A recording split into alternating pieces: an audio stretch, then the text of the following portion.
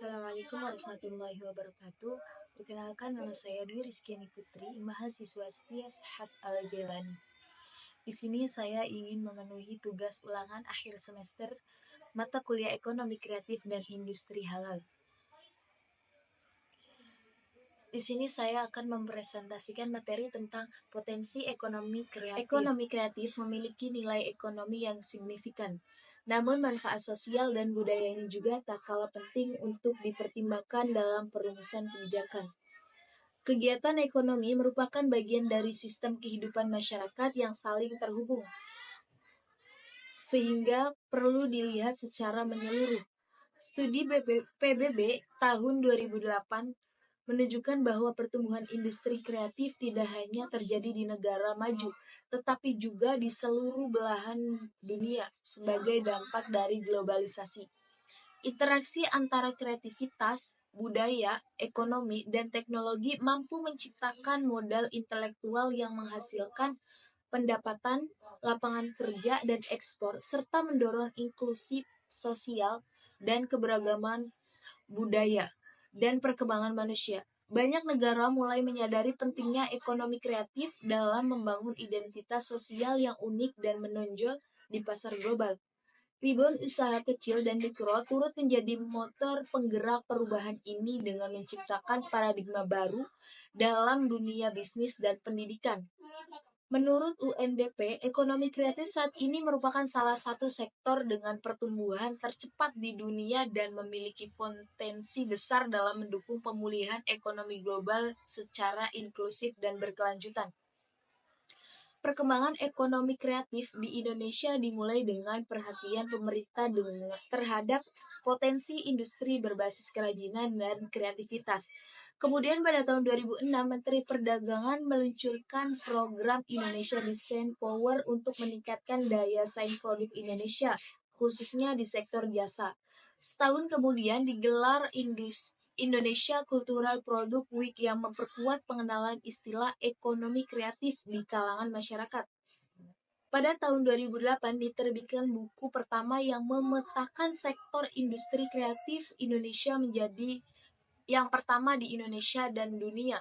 Tahun 2009 ditetapkan oleh Presiden Susilo Bambang Yudhoyono sebagai tahun kreatif yang diisi dengan pameran.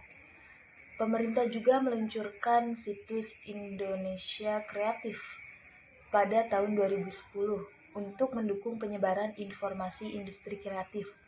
Kemudian disusunlah Rencana Pengembangan Industri Kreatif Nasional 2025 dan Inpres nomor 6 tahun 2009 yang menetapkan 14 subsektor industri kreatif dengan tujuan sektor prioritas seperti arsitektur, mode, kerajinan, perangkat lunak, periklanan, permainan interaktif, dan R&D.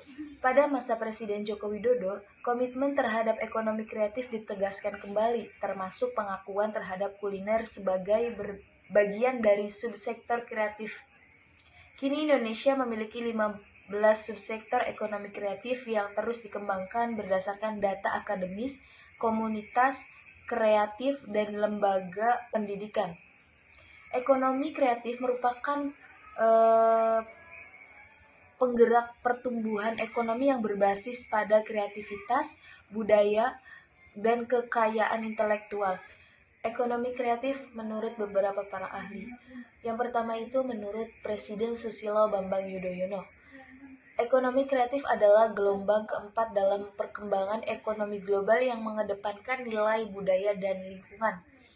Ada juga yang menyebutkan bahwasanya ekonomi kreatif itu menekankan bahwa ekonomi kreatif muncul dari kemampuan manusia dalam menciptakan nilai tambahan melalui kreativitas dan keahlian.